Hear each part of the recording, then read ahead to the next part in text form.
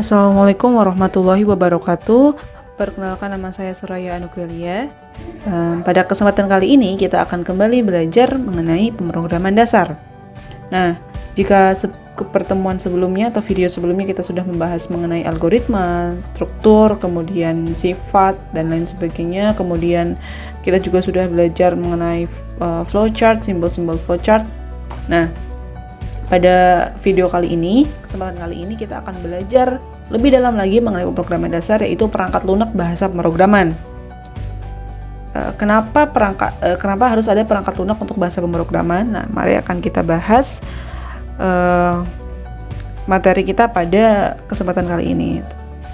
Sebenarnya untuk materi kali ini kita akan lebih dulu mengupas sejarah bahasa pemrograman itu seperti apa sih, sampai ada bahasa pemrograman yang nanti akan kita pelajari. Sejarahnya seperti apa? Kita lihat yang pertama. Kita mulai di tahun 1940. Kita bisa lihat di sini ya teman-teman, di sini ada ini bahasa pemrogramannya ya. Jadi saya nggak tulis keterangannya, saya jelaskan.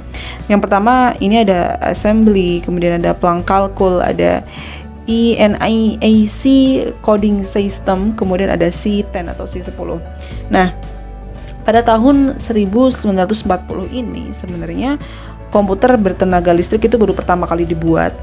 Kecepatannya masih sangat lambat, sangat terbatas. Kemudian kapasitas memorinya itu hanya cukup untuk pemrograman, karena memang fungsi awalnya itu untuk pemrograman mesin atau assembly. Jadi bahasanya itu kayak misalkan move itu untuk memindahkan isi data, add untuk menjumlahkan, mul untuk perkalian, dan sub untuk pengurangan.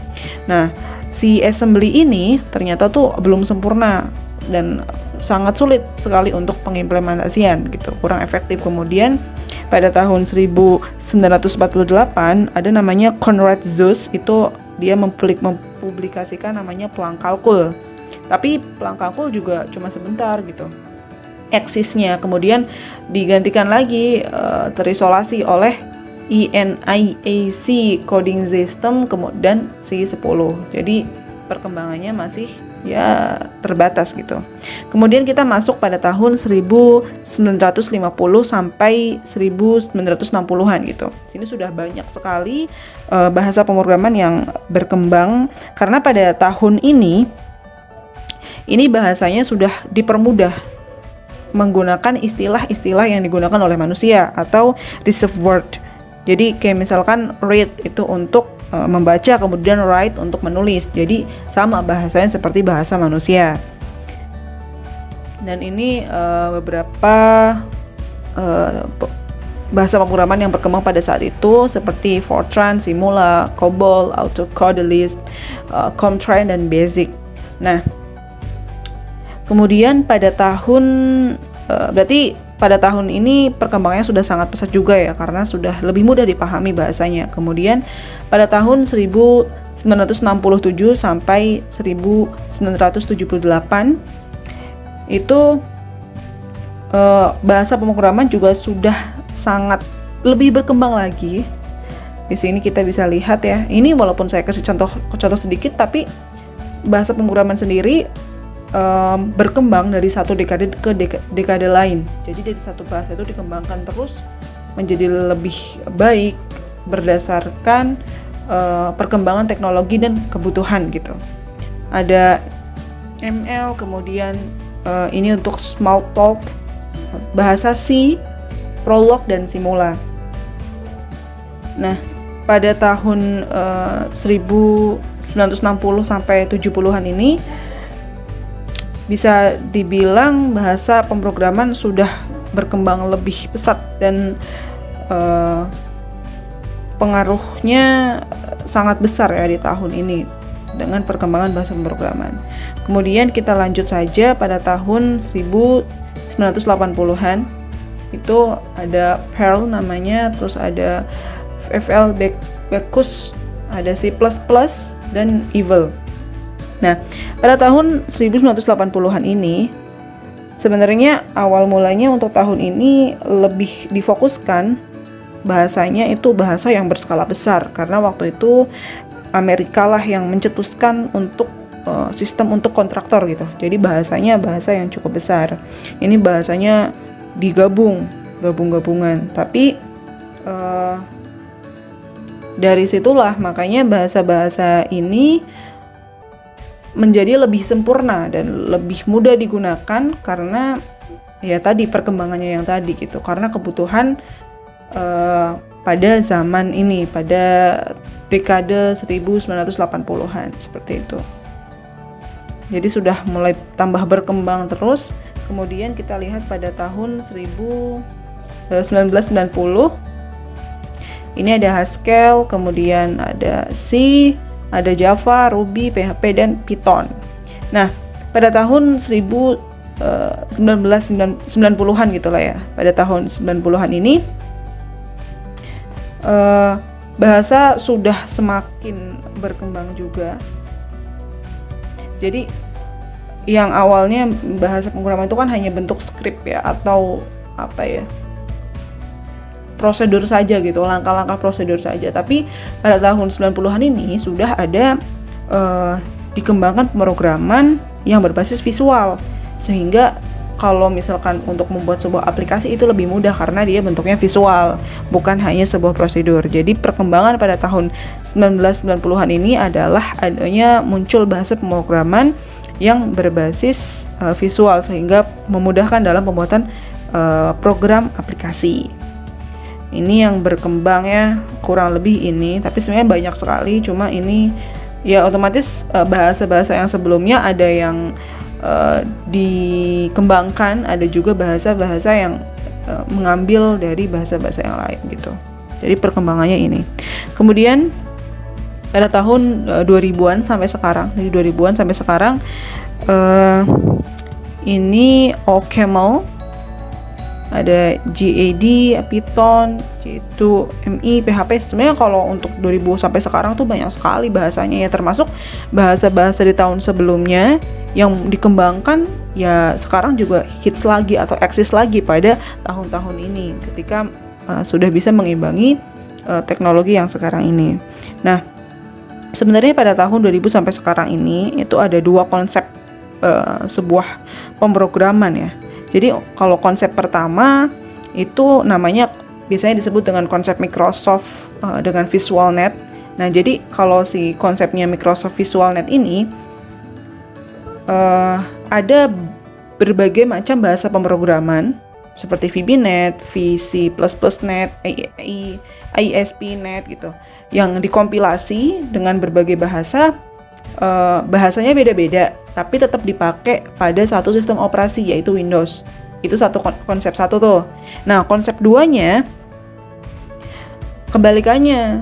Jadi satu bahasa yaitu dari Java, produknya Java nih, walaupun ada Java, J2ME, ada JDK, tapi sama aja namanya Java juga, tapi bisa digunakan untuk sistem operasi yang lain juga, bisa di Macintosh, bisa di Linux, bisa di Windows juga.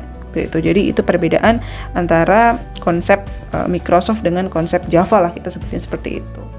Oke, yang selanjutnya adalah kita mulai ke jenis-jenis bahasa pemrograman. Tapi kita lihat dulu nih pengertian sedikit ya. Pemrograman itu sebenarnya apa sih? Pemrograman itu sebenarnya urutan langkah untuk menyelesaikan masalah dengan bahasa pemrograman. Kalau algoritma menyelesaikan masalah dengan sistematis, kalau bahasa pemrograman ya dengan bahasa pemrograman. Kita lihat yang bawahnya. Sebenarnya apa bahasa pemrograman itu? Nah, bahasa pemrograman kan adalah notasi yang digunakan untuk menulis sebuah program pada komputer gitu. Jadi secara apa ya? Gampangnya ya kayak bahasa pemrograman. Kita ngobrol sama orang kan perlu bahasa. Kalau misalkan kita ngobrol sama orang Jawa harus pakai bahasa Jawa atau bahasa Indonesia gitu. Harus kita ngobrol sama orang Madura, kita nggak bisa bahasa Madura, kita gunakan bahasa Indonesia, bahasa pemersatu gitu kan. Sama dengan bahasa pemrograman, karena kita manusia, sedangkan yang akan kita ajak berkomunikasi adalah komputer, bahasa manusia dan komputer itu berbeda. Makanya dibutuhkanlah bahasa pemrograman supaya kita sebagai manusia bisa memberikan instruksi kepada komputer. Nah, untuk notasinya beda-beda tergantung dengan bahasa pemrograman yang diambil. Nanti akan ada kaitannya dengan ya kelebihan dan kekurangan, kemudahan, kesulitan, dan lain sebagainya. Dari masing-masing bahasa pemrograman itu berbeda-beda. Kemudian 3 faktor penting dalam bahasa pemrograman. Yang pertama adalah sintaksis.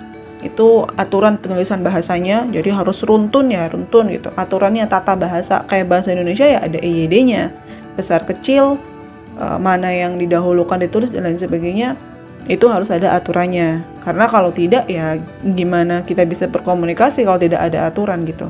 Seperti bahasa kita saja gitu. Begitupun berlaku dengan pada komputer. Selanjutnya adalah semantik. Semantik itu artinya suatu pernyataan atau statement. Nah, di bahasa pemrograman juga ada statementnya, ada pernyataannya. Misalkan pernyataannya saya ingin makan. Nah, setelah saya ingin makan itu apa sih yang harus diinstruksikan supaya mendapatkan makan gitu. Jadi kurang lebih seperti itu. Kemudian kebenaran logika atau urutan pernyataan gitu. Pada bahasa pemrograman itu sangat sangat dibutuhkan sekali prosedur yang benar atau instruksi yang runtut gitu, karena sensitif sekali bahasa pemrograman itu. Kalau satu langkah salah, satu urutan salah ya dia tidak bisa jalan gitu. Jadi harus benar-benar teliti dan urut cara pembuatan pernyataannya. Kemudian macam-macam bahasa pemrograman ini, satu adalah bahasa mesin. Ini disebut juga dengan assembly tadi yang pertama ya. Nah, kalau bahasa di mesin tuh yang kita biasa sebut kayak kalau misalkan ada kontak, ada arus, itu satu bilangannya. Ya, seperti di tombol on off gitu ya. Kalau on 1, kalau off 0. Berarti kalau 1 ada arus, 0 tidak ada arus. Kemudian yang kedua bahasa tingkat rendah. Ini bahasanya sudah mudah diingat atau mnemonics. Misalkan A untuk kata add, B untuk kata subtract, kemudian move untuk kata MOV untuk kata move. Kemudian lanjut ke bahasa tingkat menengah, itu menggunakan aturan gramatikal. Ini sudah mudah dipahami instruksinya. Ketika kita memberikan instruksi tertentu kepada komputer, maka komputer akan bisa langsung mengakses atau bisa membacanya. Contohnya adalah bahasa C. Kemudian bahasa tingkat tinggi, sudah lebih tinggi lagi, pernyataannya mudah dipahami secara langsung, ada 2 ya, ada prosedural dan berorientasi masalah.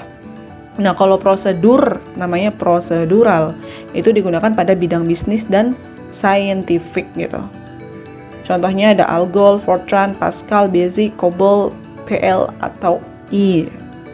Kemudian ada namanya bahasa pemrograman yang berorientasi objek. Apa sebenarnya sih berorientasi objek?